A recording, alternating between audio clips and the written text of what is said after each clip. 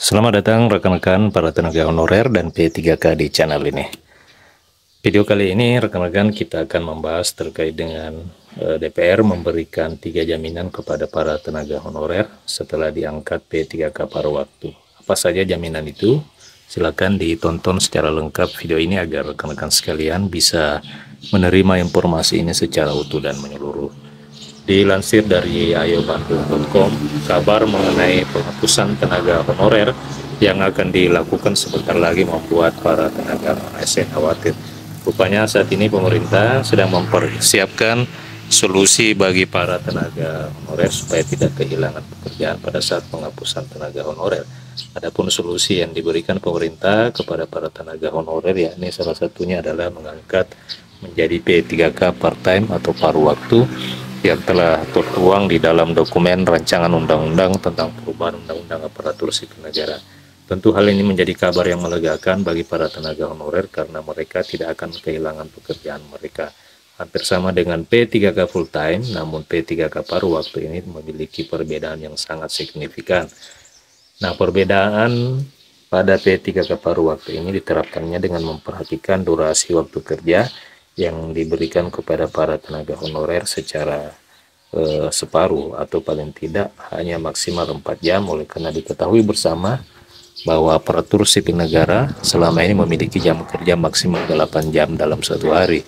Nah, P3K paruh waktu diharapkan bisa bekerja hanya maksimal 4 jam sehari.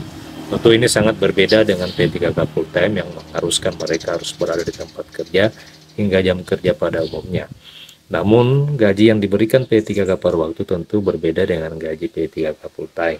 Sistem penggajian P3K paruh waktu yakni sesuai dengan durasi dan bidang kerjanya. Anggota Komisi 2 DPR RI, Syamsul Rizal, menerima tanggapan mengenai P3K paruh waktu.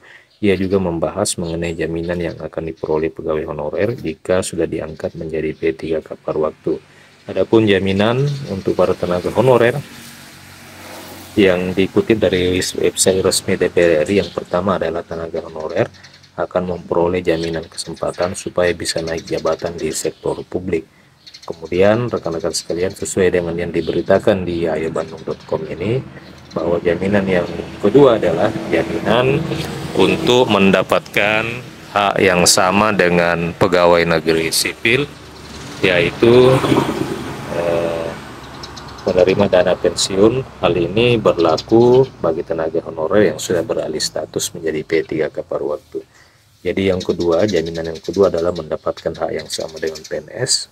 Jika selama ini PNS mendapatkan jaminan pensiun, maka honorer yang telah diangkat menjadi P3K paruh waktu juga akan diharapkan akan menerima haknya, yakni hak pensiun. Kemudian yang ketiga adalah jaminan mengenai adanya dua status, yakni sebagai opsi diantaranya adalah P3K paruh waktu dan P3K full time. Jadi P3K paruh waktu dan P3K full time ini memang wanti-wanti akan menjadi jalan bagi para penyelesaian untuk menyelesaikan persoalan tenaga honorer.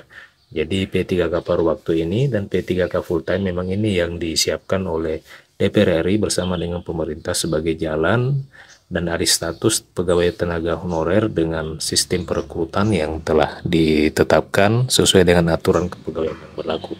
Dengan adanya 3 jaminan ini bisa digunakan oleh para tenaga honorer sebagai pertimbangan setelah melakukan peralihan status menjadi P3K paruh waktu. Nah, rekan-rekan sekalian, demikian informasi pada video kali ini. Terima kasih telah menyaksikan. Sampai jumpa di video berikutnya.